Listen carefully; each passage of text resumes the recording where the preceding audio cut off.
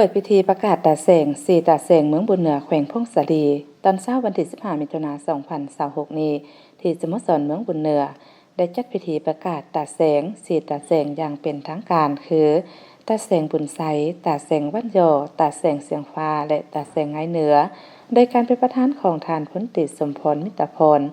กรรมการส่วนกลางภาคเลขาคณะบริหารงานภาคแขวงประธานสภาประชาชนแขวงมีทานบุญทวีเสาสุกันกรรมการสำห้องส่วนกลางภาคห้องเลขาภาคแขวงผู้สินำเบียกงานการเมืองแนวคิดเบียกงานภาคพนักงานเบียกงานองค์การจัดตั้งมหาชนขันแขวง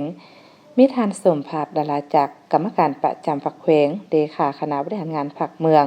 หัวหน้าคณะสมาชิกสภาประชาชนแขวงประจำเขตเลือกตั้งเมืองบุญเหนือมีทานโอคำตุลพันธ์กรรมการประจำภาคแขวงรองประธานคณะกรรมการปกครองแขวงผู้สินำของเขตวัฒนธรรมสังคมหัวหน้าคณะรับผิดชอบสั่งตั้งตาแสงขันแขวงมีทานธนุคำปิจวงศ์กรรมการประจำภาคแขวงหัวหน้าคณะจัดตั้งแขวงห้องหัวหน้าคณะรับผิดชอบสั่งตั้งตาแสงขันแขวงมีบรรดาทานกรรมการประจำภาคแขวงกรรมการภาคแขวงกรรมการประจำภาคเมืองกรรมการภาคเมือง7เมืองคณะรับผิดชอบสั่งตั้งตาแสงขันแขวงขันเมืองบรรดาทานหัวหน้าหัวหน้าห้องการส่งกำลังบรรณาการเลขาคณะภาคหักฐานกลุ่มบ้านนายบ้านตลอดหอดพนักงานรัฐกรผู้ที่จะลงไปประจำการอยู่แต่ละตาแสงเข้าห่วมท่านวิสันต์บงนครประธานคณะกรรมการปกครองเมืองได้ผ่านบทงานการสั่งตั้งตาแสงของเมืองซึ่งปัจจุบันทั่วเมืองมี66บ้านมีพลเมืองทั้งหมด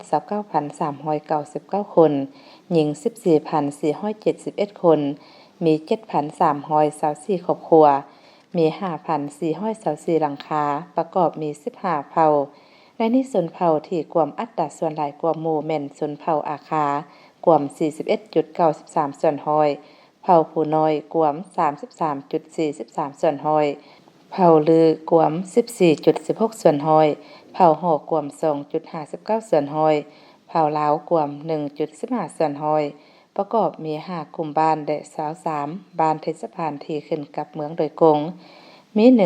119หน่วยพักมี9คณะพักหักฐานในนี้มีคณะพักหักฐานกลุ่มบ้าน5คณะพักหักฐานและ4คณะพักหักฐานอ้อมข้างเมืองมีสมาชิกพรรค 1,598 สหายหญิง601สหายในนี้สมาชิกพรรคสำโรง64สหายหญิง18สหายมีคณะบ้าน218ทานหญิง21ทานในนี้มีนายบ้าน66ทานหญิง2ทานรองนายบ้าน153ทานหญิง19ทานมี21ห้องการและ2กองบรรณาการจำนวนพนักงานราชการมี643ทานหญิง434ทานจากนั้นทานนางบัวไข่ใจวงหัวหน้าคณะจัดตั้งเมืองได้ผ่านมติยุบคณะภาคหักฐานกลุ่มพร้อมนั้นต่างหน้าคณะจัดตั้งแขวงได้ขึ้นผ่านข้อตกลงของประธานองค์การปกครองแขวงว่าได้การสั่งตั้งตาแสงพร้อมทางได้ดำเนินการมอบข้อตกลงสั่งตั้งตาแสงขึ้นมอบโดยแม่นประธานพิธีและขึ้นรับแม่นเลขาพรรคเมืองและได้ผ่านมติตกลงว่าด้วยการสั่งตั้งคณะพรรคตาแสงและผ่านมติตกลง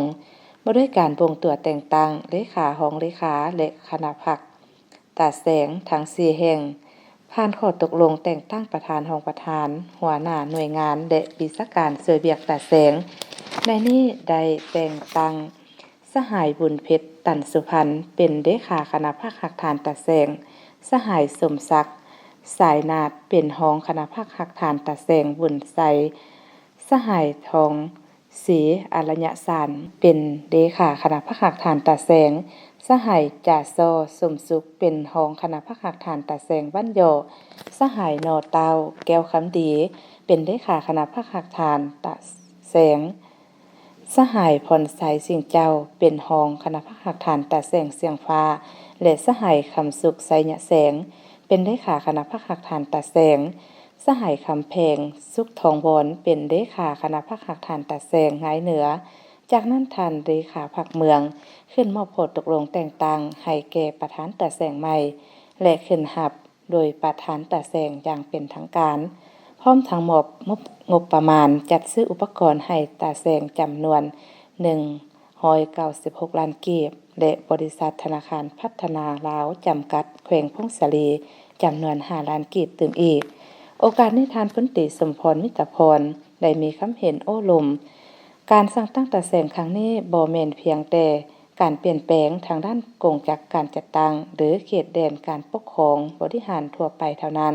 แต่มันแม่นความเรียกร้องต้องการอันหีบด่วนทางด้านยุทธศาสตร์แนวทางหันทิศสู่หลักฐานของภาครัฐพวกเฮา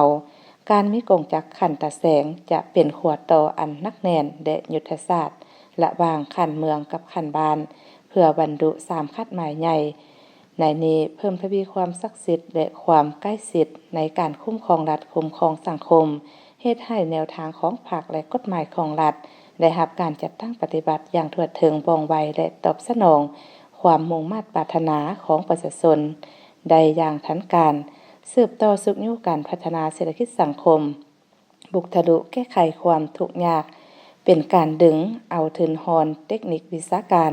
และการบริการของรัฐลงไปถึงหักฐานบ้าน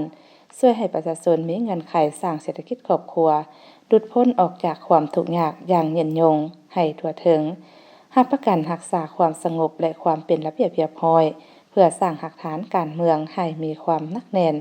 หันเวียกงานป้องกันศาสตร์ป้องกันความสงบเป็นของประชาชนสกัดกั้นถูกกลอุบายมั่งเพทำลายและปรากฏการณ์ย่อท้อตั้งแต่หัวที